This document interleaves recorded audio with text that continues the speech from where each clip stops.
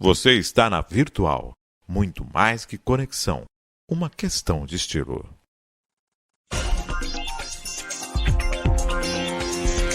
Virtual News.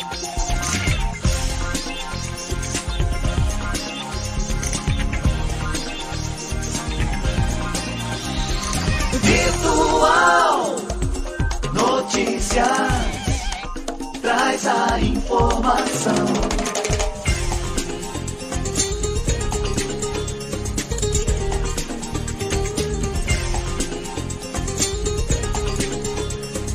Virtual News.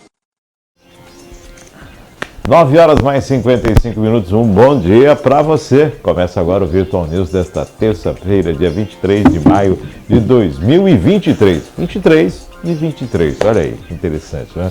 Para quem nasceu nesse dia 23 e faz aniversário, parabéns, tudo de bom. Deus abençoando a sua vida hoje e sempre um bom dia, né? Começando esse Virtual News. Nessa terça-feira ensolarada, a pauta repleta, tem questão envolvendo governo federal, decisão judicial, tem servidores públicos em Cubatão de greve, o projeto de reajuste salarial tramitando em segunda discussão. Quer dizer, que tem toda uma situação envolvendo essa terça-feira aí, que sem dúvida tem tudo para dar certo, né? Um bom dia, Maria Clara, um bom dia, César Martins, nos comentários hoje. Bom dia, Márcio, bom dia, Maria Clara, bom dia a todos que nos acompanham. Como você falou aí, é uma semana que começou bastante turbulenta, né? O final de semana já foi turbulento e aí começou aquecida aí a semana por conta aí de conflitos entre o governo, situação da greve aí em Cubatão, mais uma vez esse caso triste aí de racismo na Espanha. Então a gente tem bastante coisa aí para... O mundo resolveu se mexer nessa semana, início de semana. Maria Clara, podemos ir para as notícias de hoje, para as notícias do Virtual News? Maravilha. 9h57, principais notícias desse dia 23 de maio de 2023.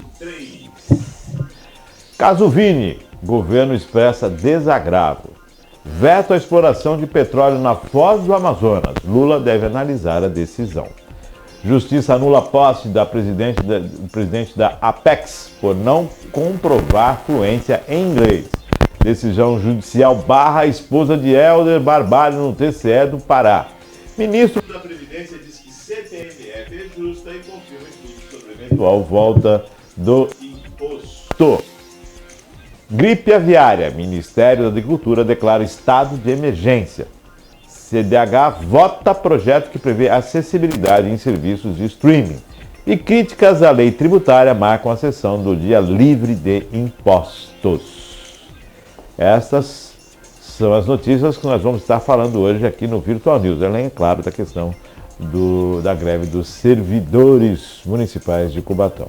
Agora vamos às notícias que não podemos deixar passar em branco.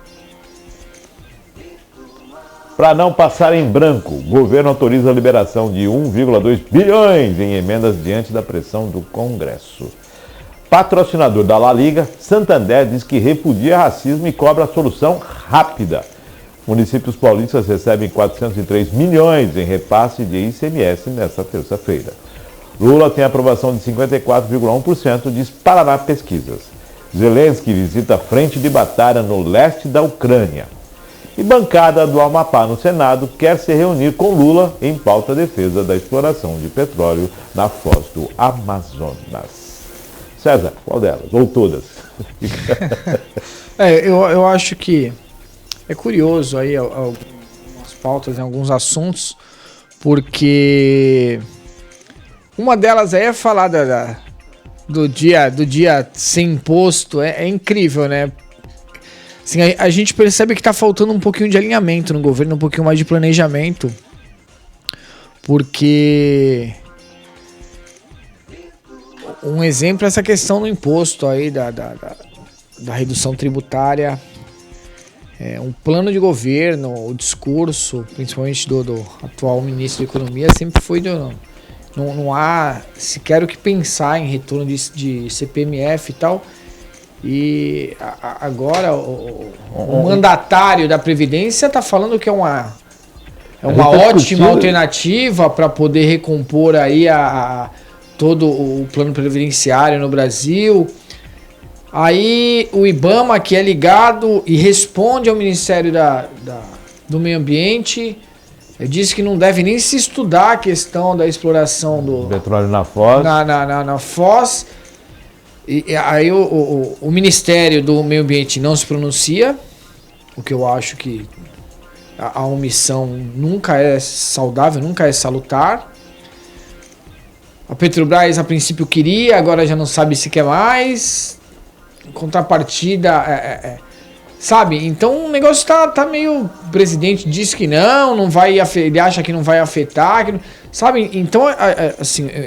Parece que o governo tá meio que batendo cabeça ali, isso não é legal. Dia 25 a gente comemora essa questão do imposto, né? Um dia sem imposto. Exato. Aí o ministro já fala no mesmo... O ministro retomada do CPMF. Quer dizer... Sabe? E que é algo que... E não é nem na saúde, na Previdência. Então, e aí, Márcio, assim, o que causa maior estranheza não, precisamos, a CPMF precisa recompor a receita e tal, ajustar a questão previdenciária, porque tem um déficit, e aí já em 30 dias, menos de 30 dias, é a segunda liberação de mais de 1 bi para pagamento em emendas.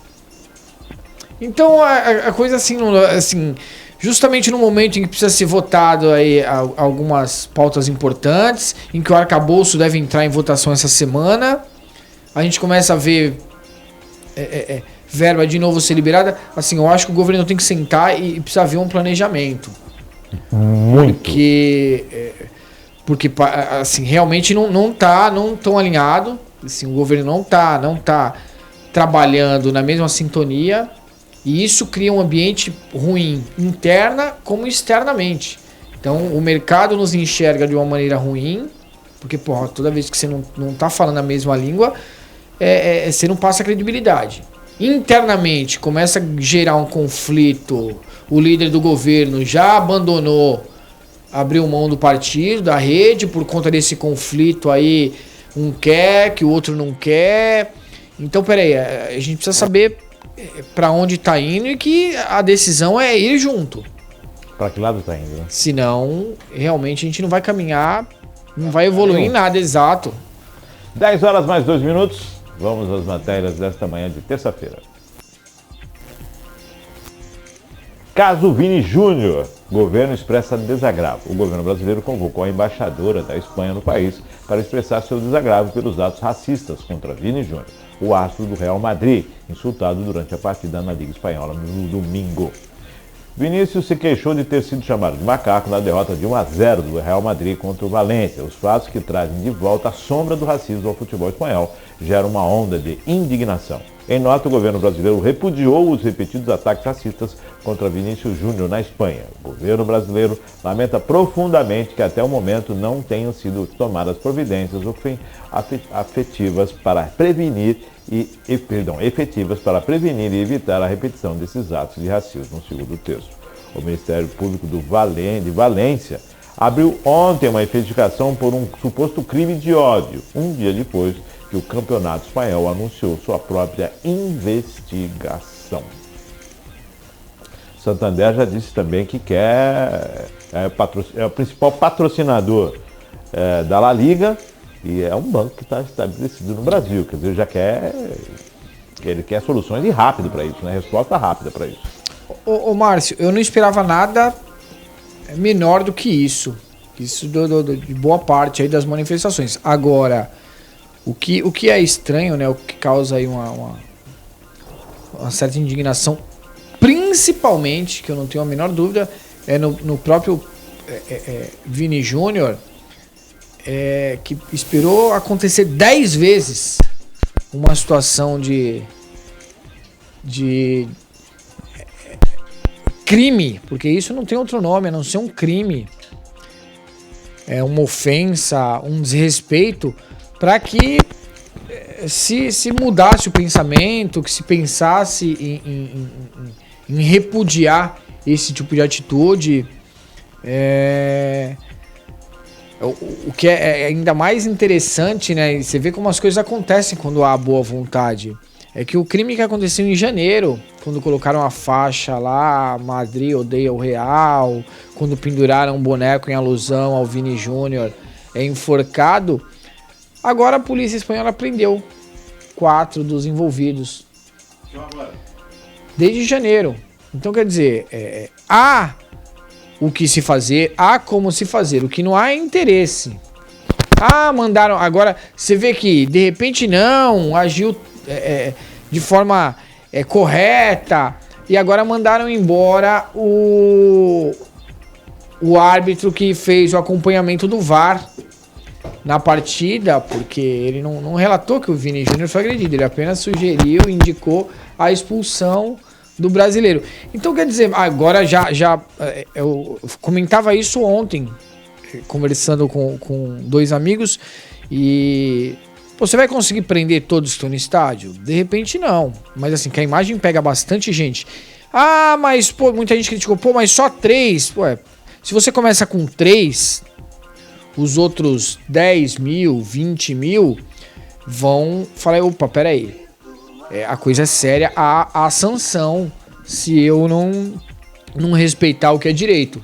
Então já vai começar, acredito eu que daqui pra frente a postura vai começar a ser diferente. Assim, o mundo se virou a isso e apoiou a causa, apoiou, foi solidário ao Vini Júnior.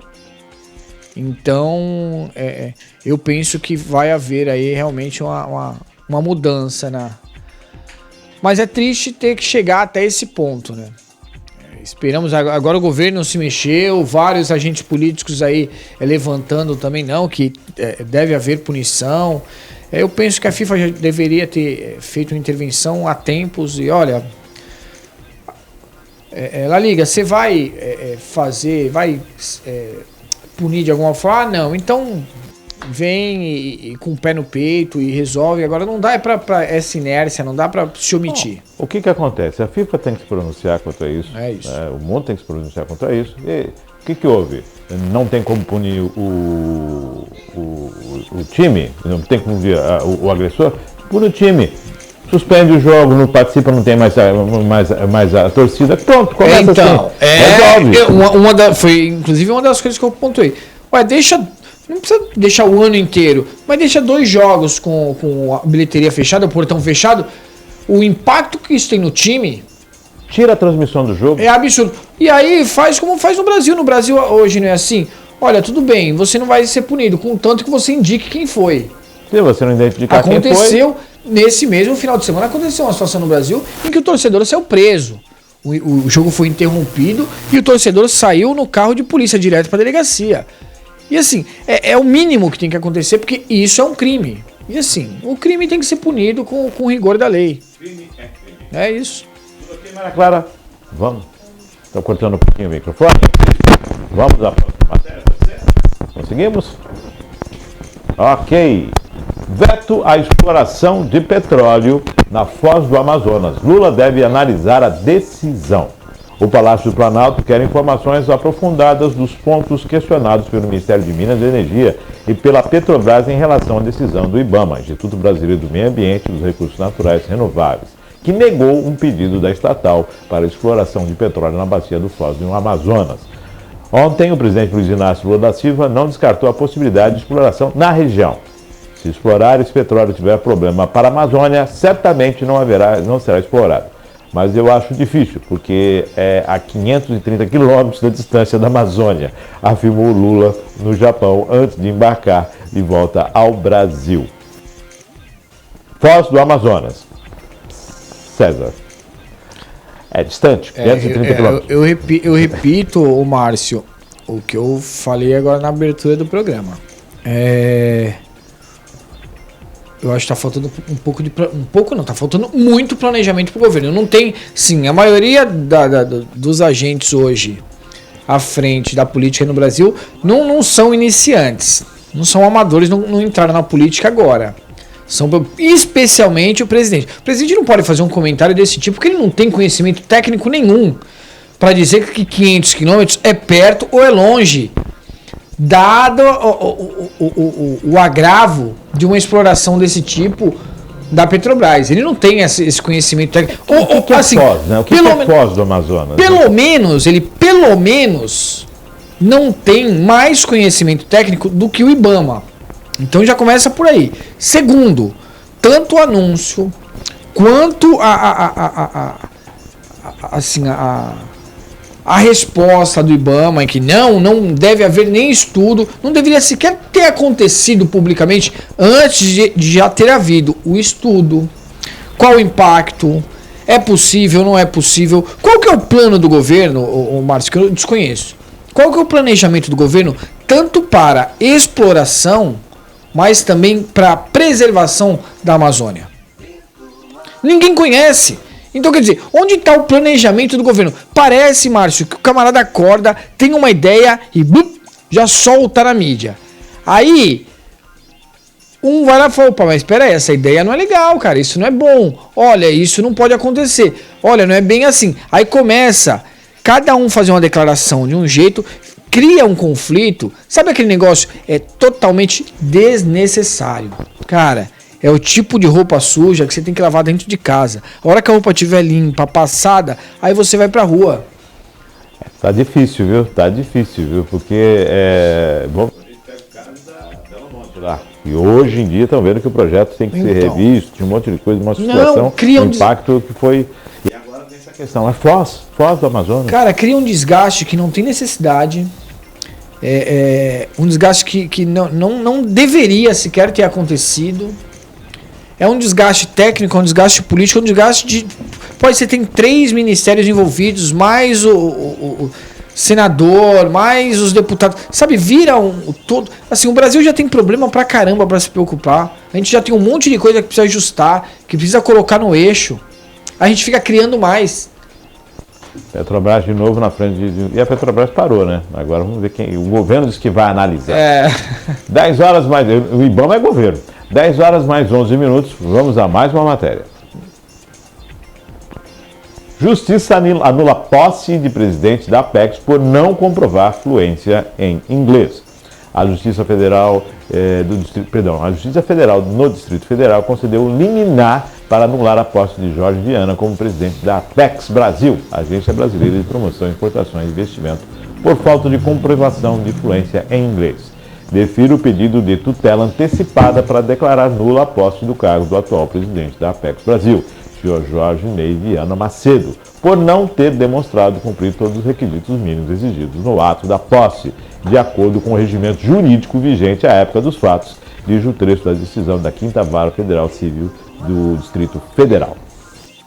Foi determinada ainda a suspensão de mudança no Estatuto Social da agência, promovida após a chegada do petista, que revogou essa exigência para ocupante do posto. Ele tomou posse no comando da agência que promove o país no exterior em 10 de janeiro. Resumidamente, nós falamos aqui, ele assumiu e logo após assumir o cargo, ele alterou o estatuto, tirando a exigência de se falar fluentemente em inglês, comprovadamente. E agora, uma decisão liminar, lógico, cabe recurso, vai ter recurso nessa situação, mas criou também nessa liminar, determinou nulo os atos dele em reverter essa situação, ou seja, está mantido o estatuto. Exato. César. Nada mais justo. Assim, penso eu que se há ali uma lista de requisitos a se atender, se você assume sem ter atendido o requisito, a tua nomeação não é válida. Se não é válida, tem que se tornar nula as suas decisões no que diz a esse respeito. É complicado a gente entrar nessa seara, não sei até que ponto assim, não falar inglês fluentemente vai atrapalhar a gestão, o trabalho e a competência técnica para que ele exerça que ele tenha um bom desempenho à frente da Apex. Agora, o que é certo, a gente não pode... Se há a obrigação, a exigência da comprovação da fluência na língua inglesa, tem que ser atendido. Assim, se é regra, a gente não discute, a gente atende. E aí, assumiu, comprovou que tem o inglês, vamos discutir, é de fato relevante falar fluentemente o inglês? Pergunto, se está no estatuto, tem um porquê. Exato. Você está à frente de um órgão que fala do país, fora do país. A língua do mundo é o inglês. Sim. É o que domina o mundo, o inglês. Se o senhor ainda falar que tem que falar, já que já está falando tanto com a China, tem que falar mandarim agora também. Né? Já que a China é o principal, então tem que falar mandarim também. Já se fala espanhol, tem que se falar, tem que ser fluente. Porque faz parte do cargo, o médico tem que ser formado em medicina. Olha, Márcio, é como eu falei, eu não vou nem entrar, né, na seara de que o quanto é importante ele ter o inglês fluente ou não, porque vamos combinar que 90% das reuniões, 95%, talvez até mais, das reuniões em que envolve as lideranças mundiais, você tem o tradutor simultâneo. Porém, o que a gente não pode, isso não pode entrar em discussão. Se há a regra de que para ser nomeado há essa exigência, você não pode assumir sem ter a comprovação do atendimento. Tem que ter o nível superior. Não dá então que o camarada chegar lá com o ensino médio incompleto e assumir. Não é porque ele não tem competência, isso que eu queria deixar claro. Não estou julgando que ele tem ou não tem competência, se ele é bom ou não na atuação que ele exerce hoje. Ou exercia até... que ele exercia até poucas horas. Agora, o que a gente tem que discutir, isso é importante, é a regra. Se há uma regra, a gente precisa cumprir. Assim, quando eu digo a gente, quem está encabeçando aí as articulações políticas, o governo, seja onde for, seja numa agência aí importantíssima de relação financeira na Suíça, ou seja no ministério, seja lá onde for, tem que dar o exemplo. Porque se eu não cumpro, se eu à frente de algo não cumpro o exemplo de seguir a regra, como é que eu vou exigir que quem é subordinado meu, quem o cidadão comum, seja lá quem for, cumpra a regra? Como é que eu vou exigir o cumprimento se eu não faço? Acho que o Mercadante agora colocou as barbas de molho, né? 10 e 17 que assumiu também sem aquela mudança. Exato. Ainda tem essa aí. 10 e 17, vamos a mais uma matéria. Decisão judicial barra esposa de Helder Barbalho no TCE do Pará.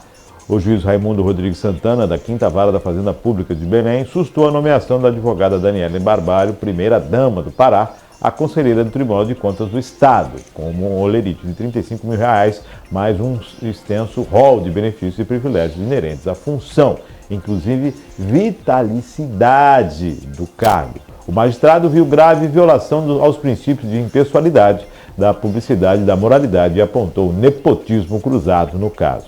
Há fortíssimos indícios de configuração de desvio de finalidade, já que os atos combatidos tiveram por objetivo apenas agradar os interesses pessoais dos agentes públicos envolvidos. Anotou Santana ao tornar sem efeito o decreto de nomeação de Daniela, assinado pelo presidente da Assembleia Legislativa do Pará, Francisco de Chagas Silva Melo Filho, como governador em exercício. O nome de Daniela como conselheira do TSE do Pará foi aprovado em votação secreta realizada na Assembleia Legislativa do Pará em março. O Legislativo Estadual atua sob forte influência de Barbalho. No dia seguinte à votação, foi publicada sua nomeação no Diário Oficial do Estado.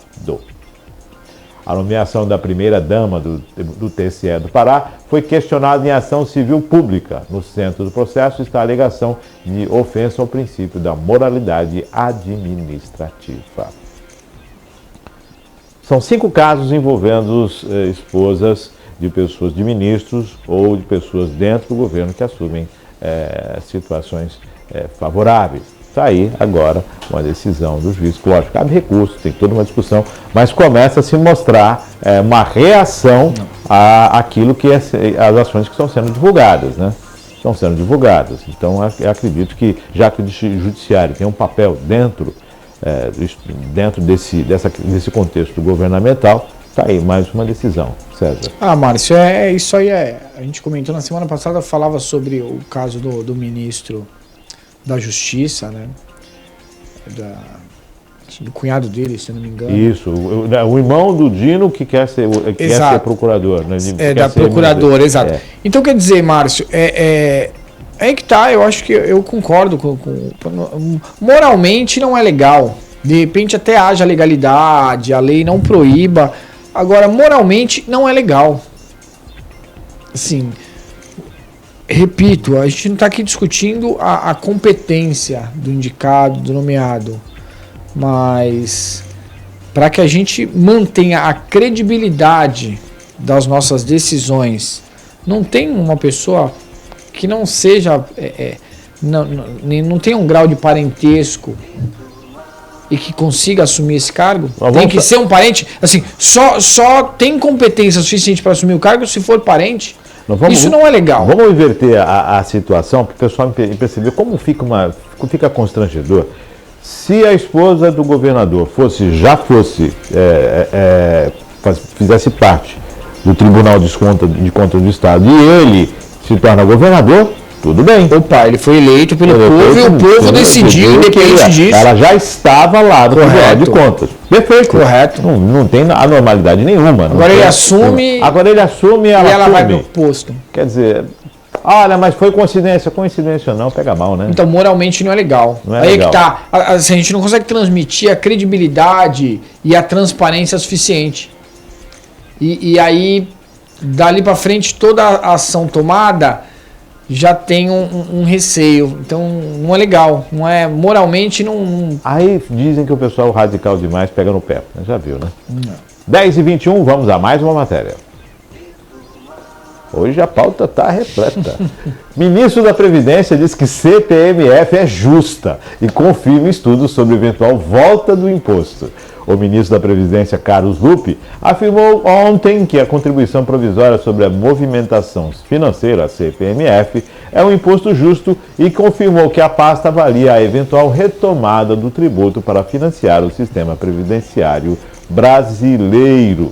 Isso não depende só da minha opinião, isso depende principalmente da área econômica, da área fazendária, afirmou Lupe ao ser questionado. Acho que isso e vou contrariar muitos, porque dá muito desgaste, mas eu falo o que penso.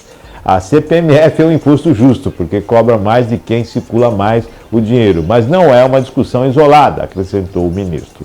Na semana passada, o ministro e a Confederação Nacional de Serviços do SNS discutiram o financiamento do regime geral da Previdência. Na ocasião, a entidade sindical apresentou alternativas atreladas à desoneração da folha de pagamentos, como a volta do CPMF.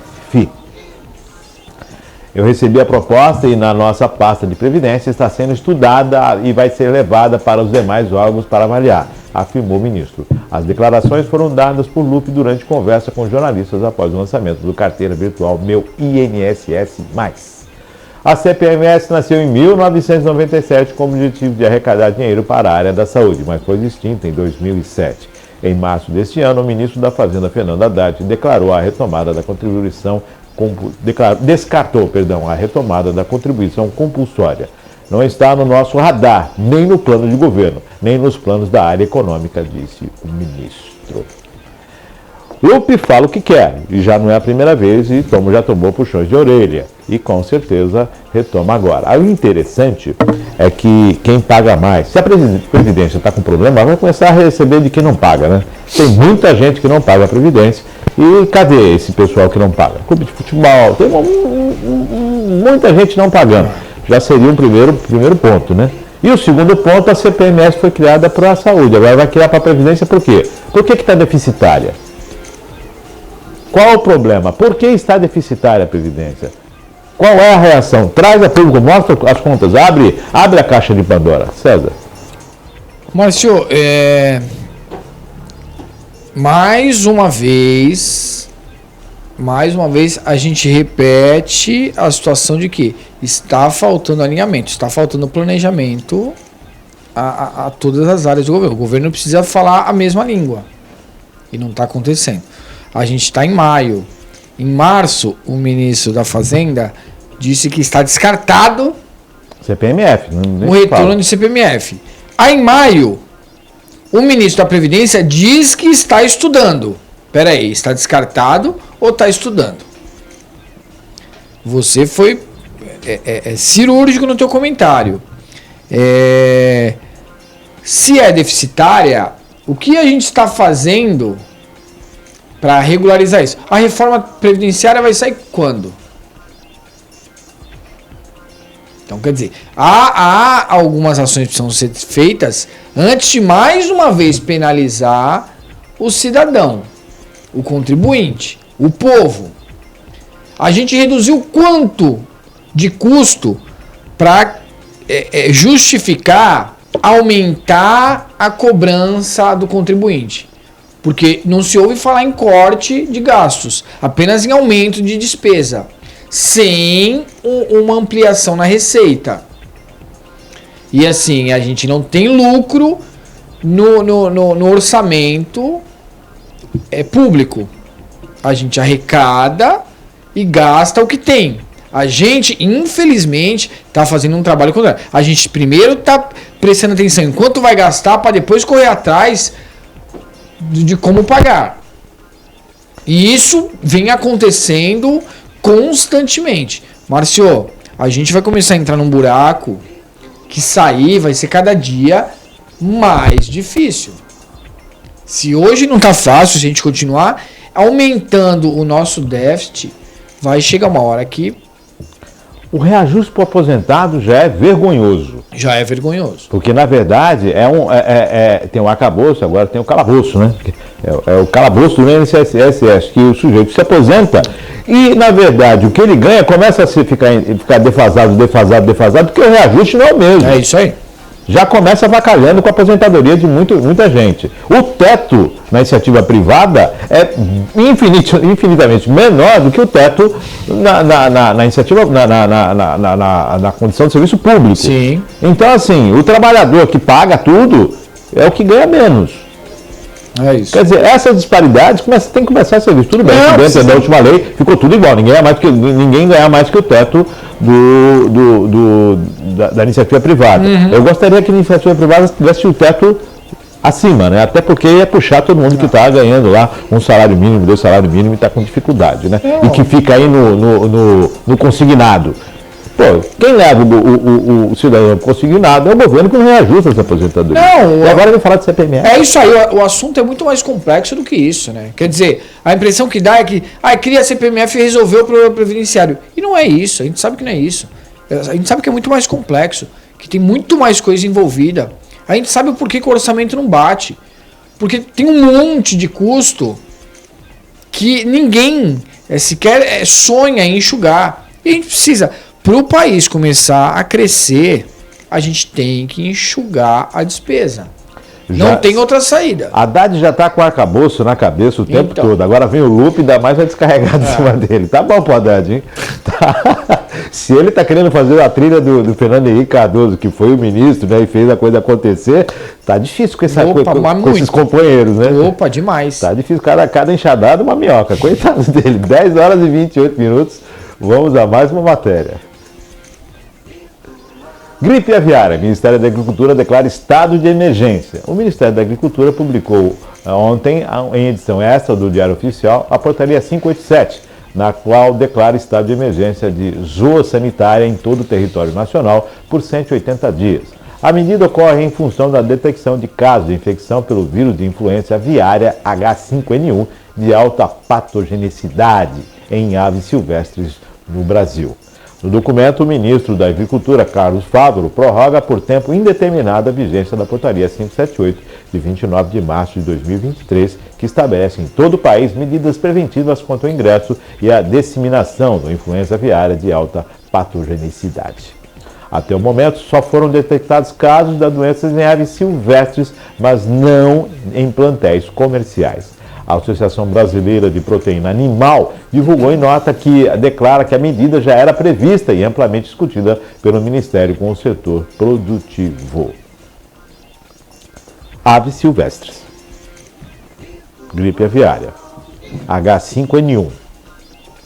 Poxa, como é que fica isso? Bom, fica porque uma situação como essa, até a exportação acaba sendo prejudicada. Claro. E o consumo interno também acaba o pessoal ficando de olho, né? Na gripe aviária. Então, atenção. E a gente já tem casos lá fora de estudo de infecção humana, de morte, sendo estudada por provável infecção. Então, é só em ave silvestre? Porra, que seja, que ótimo, mas que precisa ser feita já uma contenção antes da gente ter um problema maior. É triste porque a gente vem, que a gente estava comentando agora, a gente precisa de uma retomada, de um fortalecimento aí dos nossos negócios, da nossa economia, e isso atrapalha demais aí o setor de exportação, especialmente, né? Então, que seja superado o quanto antes, mas que precisa ser feita aí que a ação precisa ser feita, o tal do remédio amargo, mas que precisa ser aplicado, né, Márcio? Até porque a questão internacional, né? Toda essa composição econômica de consumo, olha, o país precisa. Não, claro. Já decretamos aqui 180 dias. Na agricultura a gente tem isso muito assim. Muito claro. O exemplo disso é muito claro. Pô, tem a vaca louca, interrompe imediatamente. Por quê? Porque para que as coisas continuem fluindo de forma natural, deve haver credibilidade. É por isso que me preocupa demais quando o governo não está alinhado. Porque o parâmetro para mim é o mesmo, para quem olha de fora. Porra, peraí, tá o César e o Márcio ali fazendo um negócio, só que o César fala que tem que ser azul, o Márcio já fala que tem que ser amarelo, e aí fala, pô, como é que eu vou depositar meus recursos, a minha credibilidade em algo que ainda não está alinhado? Então, é ruim, atrapalha demais aí o mercado brasileiro, as transações internacionais, porém, é melhor que se interrompa e mostre, olha, estamos atuando aqui para resolver o problema. Porque isso traz uma seriedade para quem enxerga, para quem negocia. Então eu acho que esse o exemplo que tem que seguir para todas as outras áreas. Não, vamos sentar, então peraí, a gente vai sentar, vai resolver o problema aqui para eu te levar a coisa pronta. Olha, é assim que vai ser. Mas se você leva projeto pela metade, aí que tá, você fala, não, vamos continuar trabalhando sem fazer nada, se der um problema a gente interrompe. Você não passa a seriedade. Perfeito. Então é complicado, vai nos prejudicar, mas é um mal necessário. É aquela situação. Na pecuária, a gente sabe que tem um controle muito rígido. Os rebanhos não saem de uma cidade para outra sem autorização, sem a questão do veterinário, sem todo um controle, sem toda a notificação, sem a qualificação dos animais, né? Aquela descrição. Sim. Tem que se ter dentro da pecuária. Eu não sei como é que está dentro da avicultura, dentro dessa questão do plantel das aves. Eu não sei como é que funciona. Mas se já há um rigor e uma preocupação, bacana. Então, eu acredito que o Ministério da Agricultura haja com muita seriedade, principalmente, né? Toda a situação, toda a transação que envolva animais, você tem que ter o rastreamento, tem que ter. E isso já é um regramento aí mundial para que se ocorra a transação, tanto para importar quanto para exportar, exatamente para garantir, porque a gente está falando de saúde pública, né? Perfeito. 10h33, 6 meses. Vamos à próxima matéria. CDH vota projeto que prevê acessibilidade em serviço de streaming. A Comissão de Direitos Humanos tem reunião marcada para esta quarta-feira, às 11 horas, com 11 itens na pauta. Um deles é o projeto que prevê que os serviços de streams e plataformas de compartilhamento de vídeos para a internet terão de oferecer recursos de acessibilidade como janelas de libras, linguagem brasileira de sinais, closed caption, legenda oculta e audiodescrição. César. Eu acho que isso também é tendência mundial e eu acho que isso vem nos ensinando a cada dia, que toda vez que a gente pensar em algum serviço, pensar em alguma inovação, pensar em oferecer algo, a gente tem que oferecer a todos. Então isso é uma pauta que vem cada vez mais forte, é uma agenda que tem que se solidificando aí cada vez mais no mundo inteiro.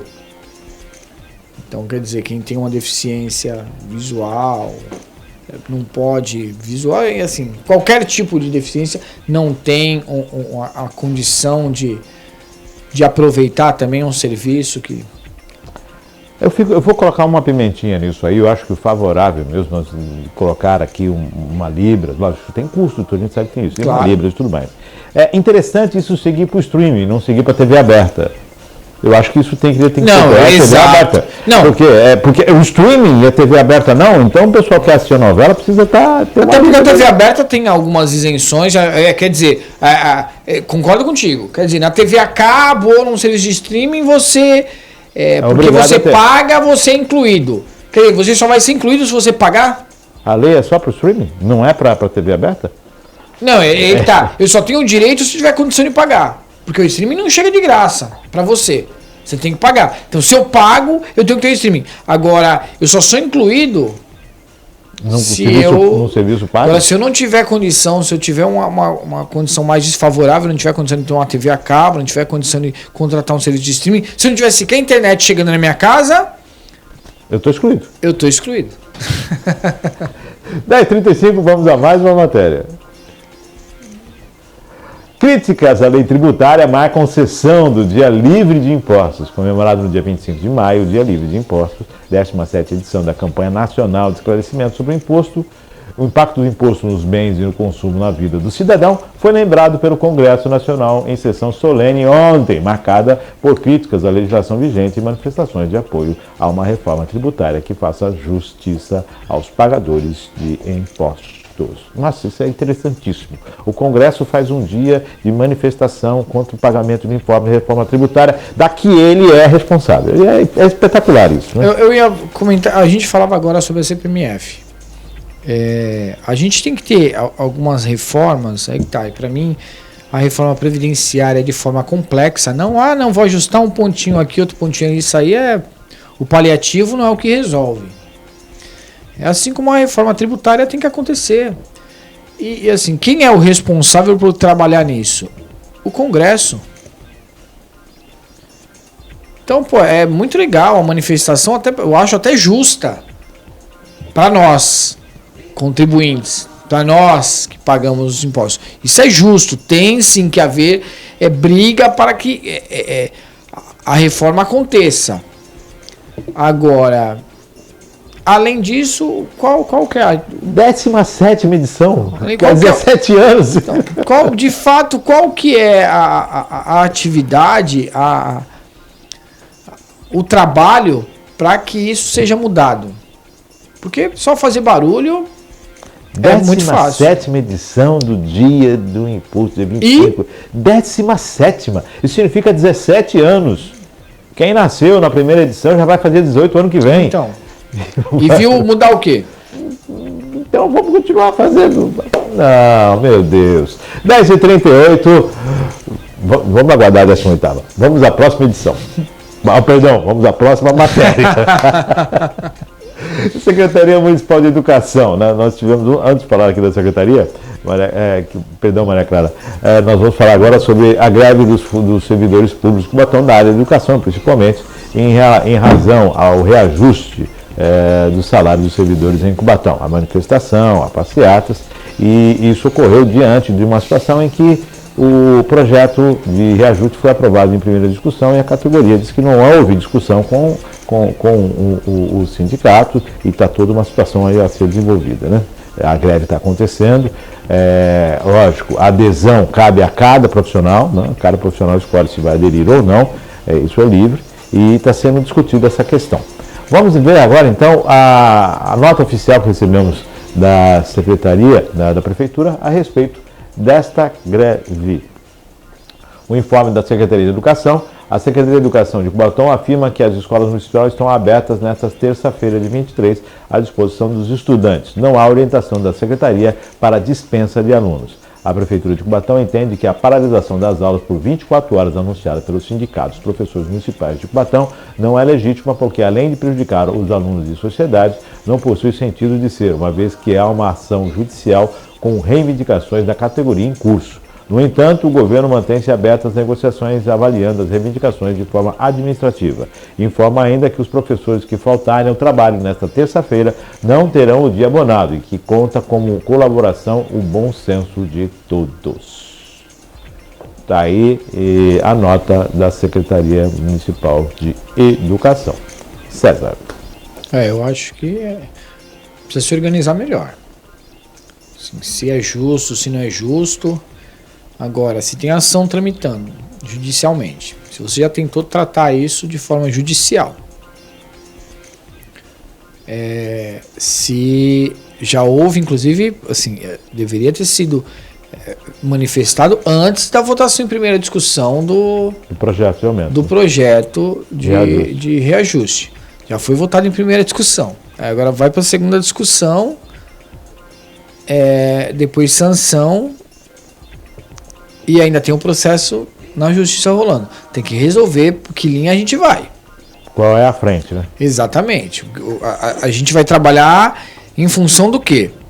Sabe aquele negócio que a gente estava falando agora do governo federal? Qual caminho a gente vai seguir? E aí sim, você fortalece e segue para chegar em algum lugar. Agora, se você coloca no GPS 5 endereços diferentes, você não vai chegar em lugar nenhum. Porque toda hora você vai estar mudando de rota, vai estar gastando combustível e não vai chegar em lugar nenhum. Esforço. Sabe? Esforço. Então, Eu vou pedir para a Maria Clara, não sei se ela consegue abrir para a gente o site da Câmara, para a gente observar a Câmara de Cubatão, qual é a pauta da ordem, a ordem do dia. Vou pedir que ela abra ali, enquanto eu estamos conversando aqui. César, essa questão que envolve o projeto de lei, ele foi aprovado em primeira discussão, aí tem uma questão que se tem emenda ou não tem, ele está em pauta em segunda discussão.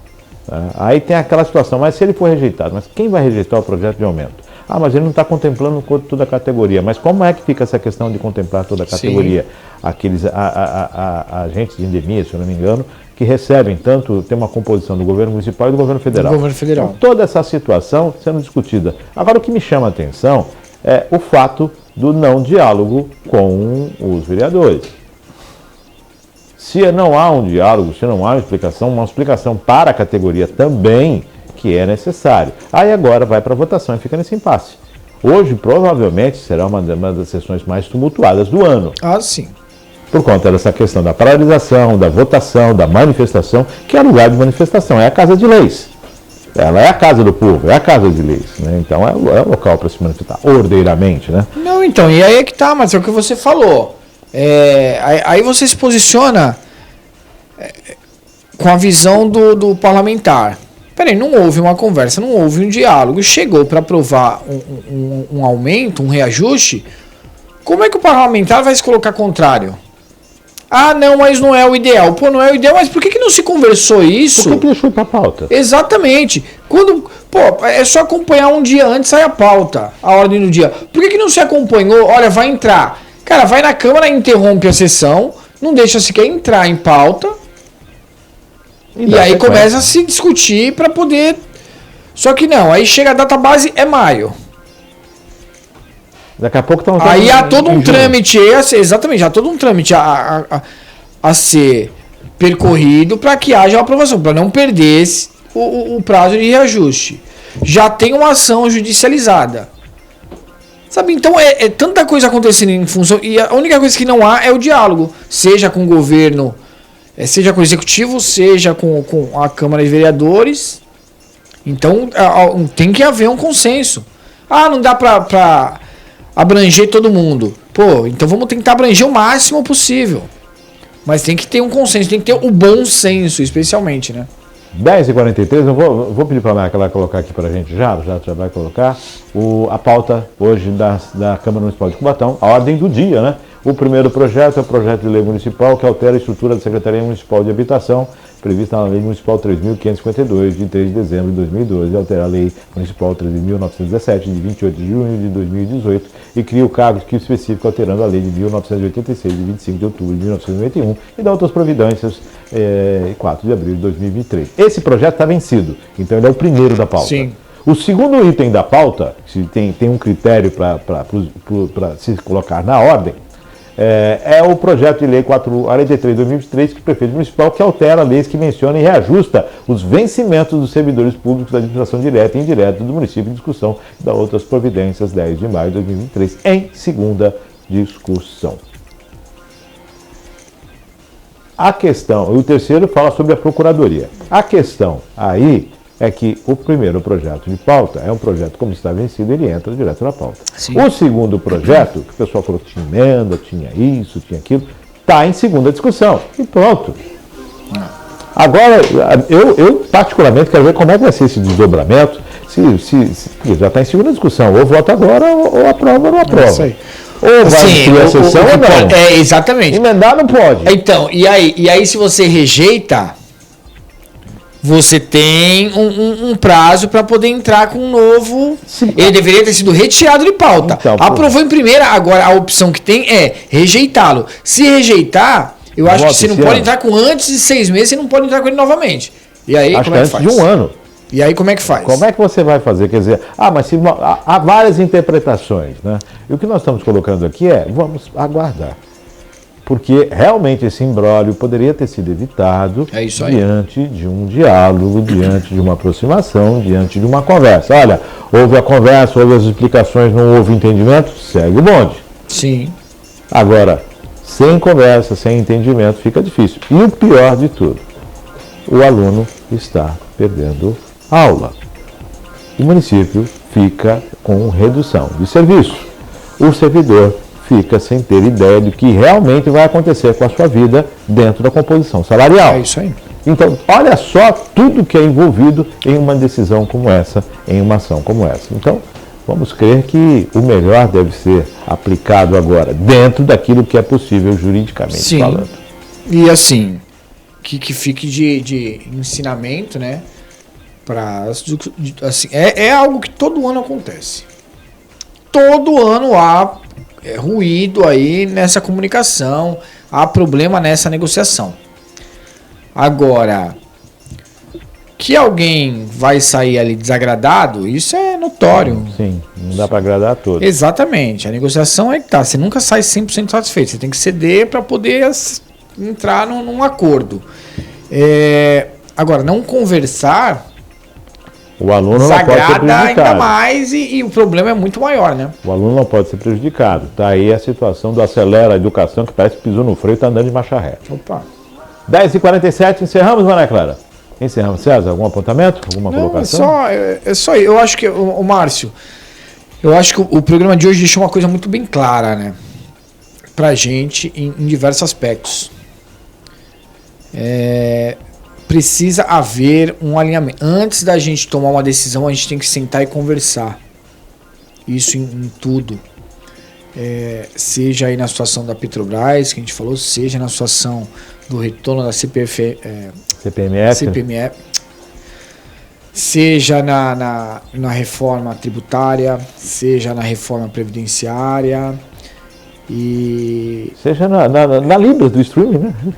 Seja no reajuste salarial, a gente precisa sentar, seja na Libras para abranger a inclusão, mas de modo geral e não só para um nicho, só para quem tem condição de pagar pode ser incluído. Então, fica muito, muito claro que está faltando diálogo de forma geral. E isso tem trazido aí problemas que poderiam ter sido evitados de forma fácil. O pior é isso. Não é assim que são problemas que dificilmente seria. Não, são problemas que poderiam ter sido evitados de forma fácil. Assim, você ter um conflito para resolver uma situação é uma coisa. Agora, quando você faz isso numa discussão técnica, para depois levar. Agora, quando você leva a mídia, o que você acha, e aí vem o outro dizendo, opa, mas peraí, o que você acha não é o que é coisa. Aí começa a virar um tumulto, porque você já envolve aí a participação popular, muitas vezes pessoas que não têm o menor conhecimento, fazendo uma pressão sobre determinado assunto que nunca ouviu falar na vida, e aí a gente cria uma tempestade, às vezes, num copo d'água. Então fica muito evidente que precisa sim ter uma organização, precisa sim ter diálogo para que as decisões sejam mais assertivas. E o mais importante de tudo, a gente tem que começar a ser justo. Não deveria ter demorado tanto, mas graças a Deus começou a haver um movimento de solidariedade, de ações efetivas para tentar reprimir essa situação lá do racismo na Espanha. Então, isso é assim que tem que ser. A gente não pode mais se conformar de que não está legal, mas é assim mesmo. Não, não é assim mesmo. O inconformismo é que vai fazer com que a gente modifique, cresça e evolua. Então eu acho que é isso o que praticamente a pauta, 100% da pauta de hoje, deixou claro. Tem que haver o inconformismo, tem que haver a negociação, tem que haver o diálogo e principalmente o bom senso. Porque senão a gente vai ficar dando volta em círculo, vai ficar gastando energia, recurso, inteligência, alternativas e não vai sair do lugar. Vai ficar em looping, não looping. Não looping. 10 horas mais 50 minutos, agradecendo o César Martins, agradecendo a Maria Clara, agradecendo a você. Daqui a pouquinho está à disposição no site, nas redes sociais, o Drops, os cortes do Virtual News e a versão na íntegra para você nos arquivos virtual. É só você acessar aí, com certeza você vai poder apreciar ainda mais e compartilhar, né? É a oportunidade que nós damos aí de quanto mais informação, melhor. 10h50, fique com Deus e até amanhã às 9h30 da manhã com mais um Virtual News, se Deus quiser.